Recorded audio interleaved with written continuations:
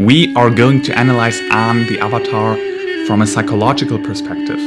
My name is Marco Sander, I am a psychologist, and I think this show is highly interesting in terms of analyzing the characters' values and attitudes and how they develop during the show. There's a high diversity of people who struggled with different issues and false thought patterns which do get resolved in interesting ways. But let's stick with Aang in this video and let's directly get started. Who is he and how did he develop? Remember, Aang is just a child. He was 12 years old when the adventure started and it lasted for 1 year. Within this time, he grew as a person, but his journey of growth is not over with the age of 13. Now, one of the major transitions Aang makes throughout the show is turning from the simply playful, creative, innocently happy child into a character that integrates a sense of responsibility in being able to show masculinity, but still knows how to be playful. Well, in fact, sometimes he struggles to combine both of those worlds. Sometimes he's too playful when he should be more serious. For example, when he was supposed to learn waterbending at the Northern Water Tribe. And sometimes he thinks he's the only person being responsible in this world and he puts too much pressure on himself, which is overwhelming. For example, after Ba Sing Se was lost to the Fire Nation. In the beginning of the show, he first of all goes through a process of accepting his responsibility and who he actually is. He's lying to the world about his true nature. He's trying to hide and suppress the fact that he is the Avatar. And he feels guilty about it. According to the psychologist Abraham Maslow, who developed the pyramid of needs, you might know it, a developed human being is a human being who understood who one is and unfolds his true nature. If one is trying to be something else, one is not healthy.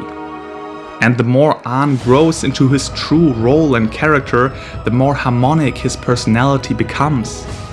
An apple tree, for example, would never consider to be rather a hazelnut tree. He just becomes what he is.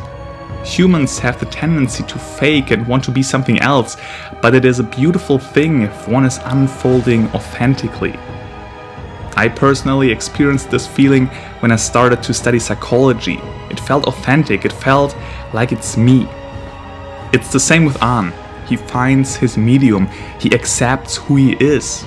He's not only accepting his role, he grows into it fully, takes responsibility. I think a beautiful key moment that showed how Aang fully accepted his role of being the Avatar and being ready to take responsibility is the moment when he and his friends first arrived in Ba Sing Se and spotted a drill attack by Azula. Aang came across very confident and assertive, saying, "Hello, I am the Avatar, take me to your leader." It felt like he arrived in his role. Another beautiful moment of personal growth is the one when Toph teaches Aang how to bend the earth.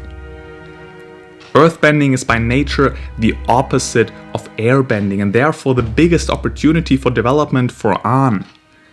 The characteristic of an airbender is by nature different. One is avoiding attacks, is being quick, one could even say feminine. Earthbending, on the other hand, is about being strong, stable, and masculine. Toph is provoking Aang during an episode until he finally stands his man and releases his true side of masculinity and therefore learns earthbending. Beautiful moment of growth. Both sides are authentic, the feminine and the masculine side. Everybody has both sides within, and we need to authentically integrate both of them within us. Aang learned this in this episode. I would like to continue with one of the deepest pains Aang had to deal with and show you how he resolved that. It is about his fellow airbenders that died. Aang loved his family. He deeply felt hurt when his friends started to exclude him as soon as they knew that he's the Avatar. And he felt even more hurt when he realized that the Fire Nation killed everybody of them. This was a traumatic experience for a child and left deep scars in his heart. This is also why he got so angry when he saw how other people, non-airbenders, settled in one of the air temples. He turned his pain into anger against those people. Anger is an emotion that is usually only covering pain. Throughout this episode, he got to know those people and found his peace with them and accepted the change of life. Generally, being more loving towards others and not excluding them in any way shows a sign of maturity. It is least developed to only think about oneself, which is Zuko doing for quite a while. The only thing he was concerned was to find the Avatar, and he did not care about anybody. He was constantly rude to his uncle, he did not care about his crew on board, he cared about nothing but himself. The next step of maturity is to think about one's own group of fellows. But then the next level of consciousness is to integrate all kinds of people and feel connected with them. You start to understand that if you help others, you help yourself. If you accept others, you accept yourself.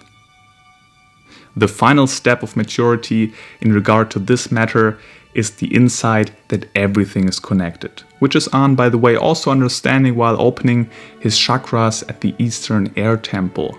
It was a spiritual experience.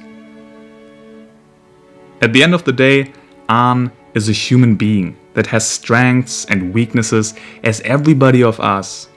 Aang can sometimes be impatient. For example, when he was taught firebending by Jongjong.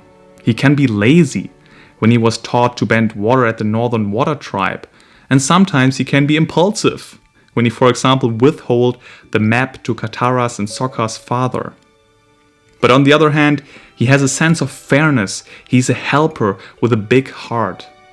Evidence for this are when he rescued Zuko at the North Pole, or when they helped the young family to get to Ba Sing Se, even though they had all tickets for the safe boat cruise.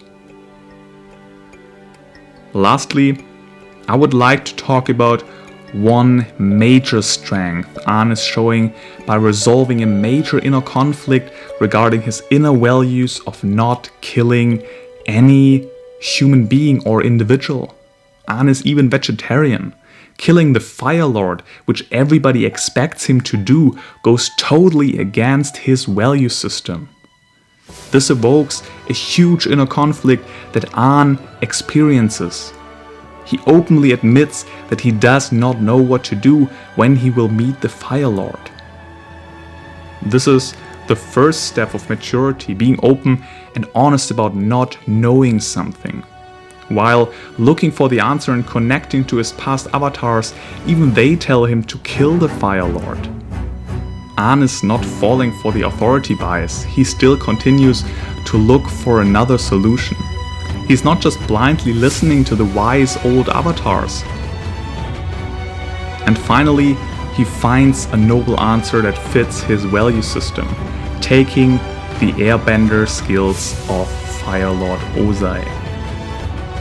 This whole process of finding the solution shows deep strength and integrity. And there are lots of more things one could say about Aang, and in fact I'm curious what you can add in the comment section below.